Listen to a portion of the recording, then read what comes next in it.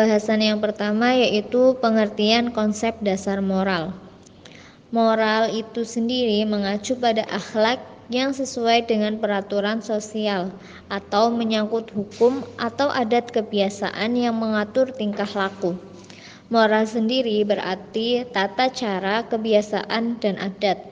Perilaku moral dikendalikan konsep-konsep moral atau peraturan perilaku yang telah menjadi kebiasaan bagi anggota suatu budaya. Dapat disimpulkan bahwa moral adalah suatu keyakinan tentang benar, salah, baik dan buruk yang sesuai dengan kesepakatan sosial yang mendasari tingkah atau pemikiran. Moral dalam Islam identik dengan akhlak, di mana kata akhlak berasal dari bahasa Arab, yaitu bentuk jamak dari kata khulq. Khulq di dalam kamus Al-Munjid berarti budi pekerti atau perangai.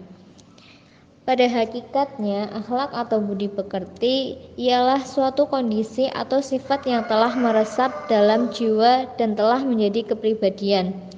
Hingga dari situ timbul berbagai macam perbuatan dengan cara mudah dan spontan tanpa dibuat dan tanpa memerlukan pemikiran. Apabila dari kondisi tadi timbul kelakuan yang baik dan terpuji menurut pandangan syariat dan akal pikiran, maka itu dinamakan budi pekerti yang mulia. Dan sebaliknya, apabila yang dilahirkan kelakuan yang buruk, maka disebutlah budi pekerti yang tercela. Selain itu, disyaratkan bahwa suatu perbuatan dapat dinilai baik jika timbulnya perbuatan itu dengan mudah sebagai suatu kebiasaan tanpa memerlukan pemikiran. Mengenai syariat tersebut, Asmara AS menegaskan bahwa dalam menetapkan suatu perbuatan itu lahir dalam kehendak dan disengaja sehingga dapat nilai baik atau buruk, ada dua syarat yang perlu diperhatikan. Yang pertama yaitu situasi memungkinkan adanya pilihan, bukan karena paksaan, adanya kemauan bebas sehingga tidak dilakukan dengan sengaja. Yang kedua yaitu tahu apa yang dilakukan, yakni mengenai nilai baik buruknya, mengetahui nilai baik buruk yang akan dilakukan nantinya. Kemudian suatu perbuatan dapat dikatakan baik atau buruk manakala memenuhi syarat-syarat yang telah disebutkan tadi. Faktor kesengajaan merupakan penentu tingkah laku dalam penetapan nilai tingkah laku atau tindakan seseorang. Seorang muslim tidak berdosa karena melanggar syariat jika ia tidak tahu bahwa ia berbuat salah menurut hukum Islam. Pengertian penyimpangan perilaku. Istilah penyimpangan perilaku sering digunakan pada istilah gangguan emosional dan ketidakmampuan penyesuaian diri dengan berbagai bentuk variasinya. Perilaku menyimpang juga biasa dikenal dengan nama penyimpangan sosial atau perilaku yang tidak sesuai dengan nilai-nilai kesusilaan atau kepatutan, baik dalam sudut pandang kemanusiaan secara individu maupun pembenarannya sebagai bagian daripada makhluk sosial. Pengertian perilaku menyimpang menurut para ahli. James Van der Zender berpendapat bahwa perilaku menyimpang merupakan perilaku yang dianggap sebagai hal tercela dan di luar batas-batas toleransi oleh jumlah besar orang. Menurut Bruce Johan berpendapat bahwa perilaku menyimpang adalah setiap perilaku yang tidak berhasil menyesuaikan diri dengan kehendak-kehendak masyarakat atau kelompok tertentu dalam masyarakat. Perilaku menyimpang juga didefinisikan sebagai suatu perilaku menyimpang yang diekspresikan oleh seorang atau beberapa orang kelompok masyarakat yang secara disadari tidak menyesuaikan diri dengan norma yang berlaku dan telah diterima oleh sebagian besar masyarakat. Tingkah laku seorang dapat dikatakan menyimpang bila mana tingkah laku tersebut dapat merugikan dirinya sendiri maupun orang lain, dan juga melanggar aturan-aturan, nilai-nilai, dan norma-norma, baik norma agama, norma hukum, norma adat, Tingkah laku menyimpang dapat terjadi di mana-mana dan kapan saja, baik di sekolah, dalam keluarga, maupun dalam kehidupan di masyarakat. Pemerintah telah menaruh perhatian yang serius dengan dikeluarkannya Bakola Inpres nomor 6 atau 1971 Pedoman 8 tentang penanggulangan tingkah laku menyimpang pada anak didik.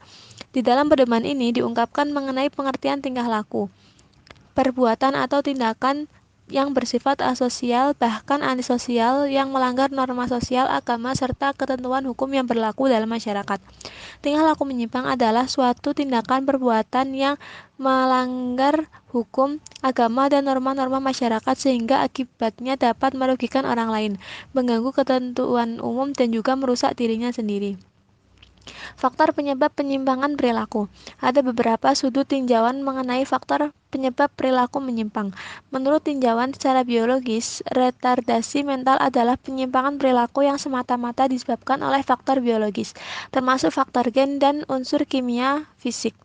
Psikodinamik memandang konflik emosional yang berhubungan dengan kepuasan mengenai dorongan instintif yang menimbul frustasi. Berdasarkan orientasi kebutuhan pendidikan khusus, maka penyimpangan perilaku didefinisikan sebagai perilaku yang menunjukkan karakteristik membutuhkan guru yang mempunyai kemampuan khusus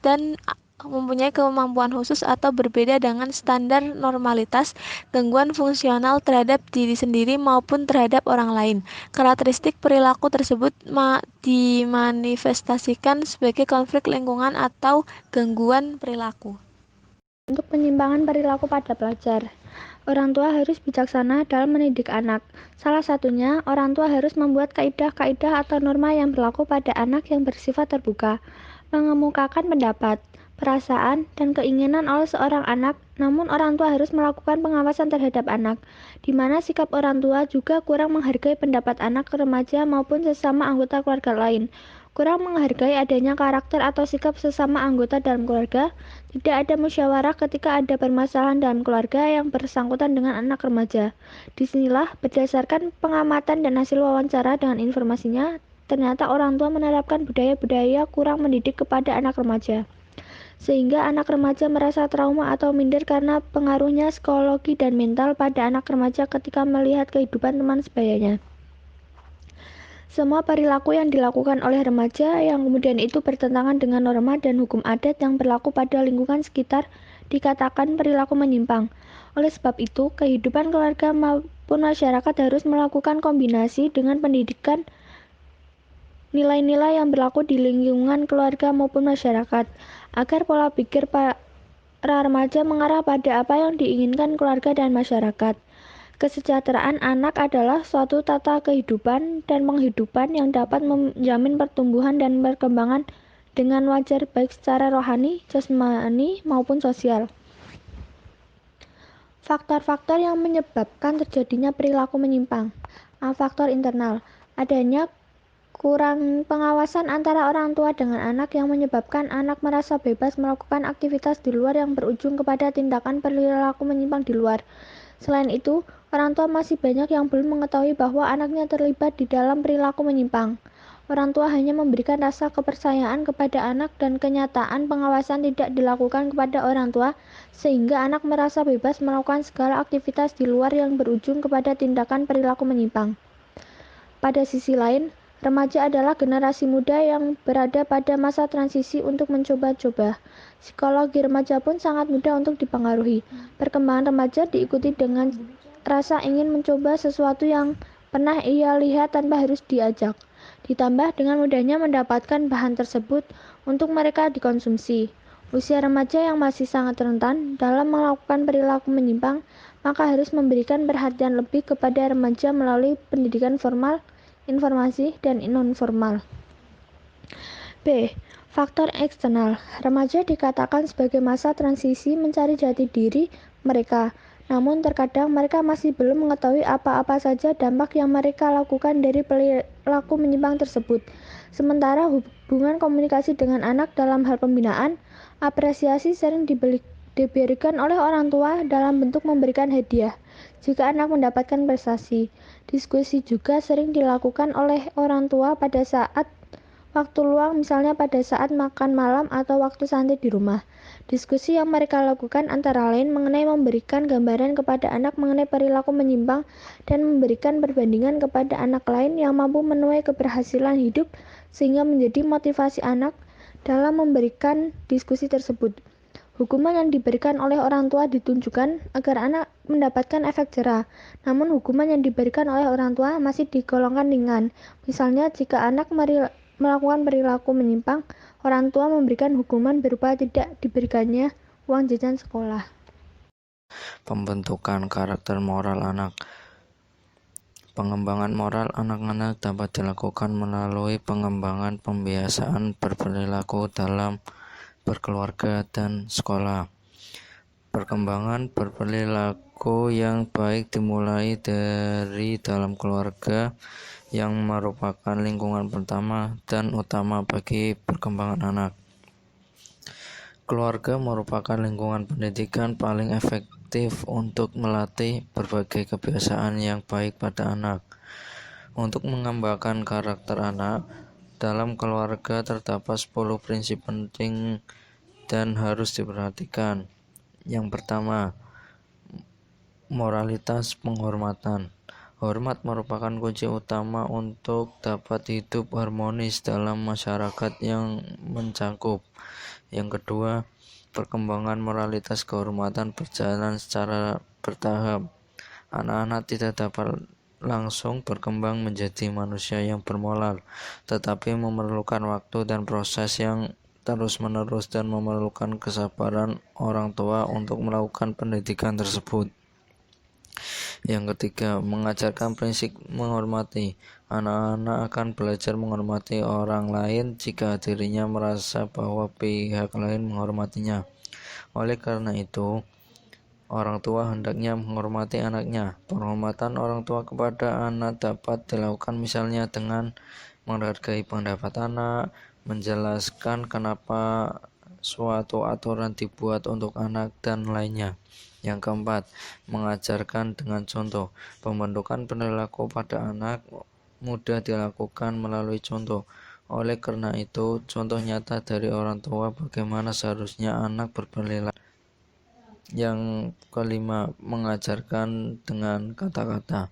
Orang tua hendaknya menjelaskan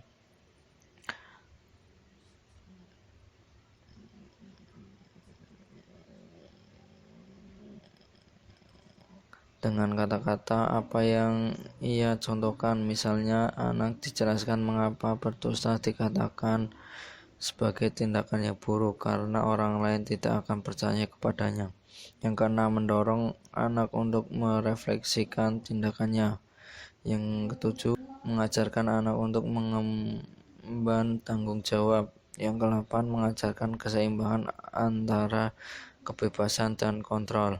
Yang kesembilan, cintailah anak, karena cinta merupakan dasar dari pembentukan moral. Perhatian dan cinta orang tua kepada anak merupakan kontribusi pembentukan karakter yang baik pada anak. Yang ke-10, menciptakan keluarga bahagia. Pendidikan moral kepada anak tidak lepas dari konteks keluarga. Usaha menjadikan anak menjadi pribadi yang bermoral akan lebih mudah dan mendapatkan pendidikan dari lingkungan keluarga yang bahagia.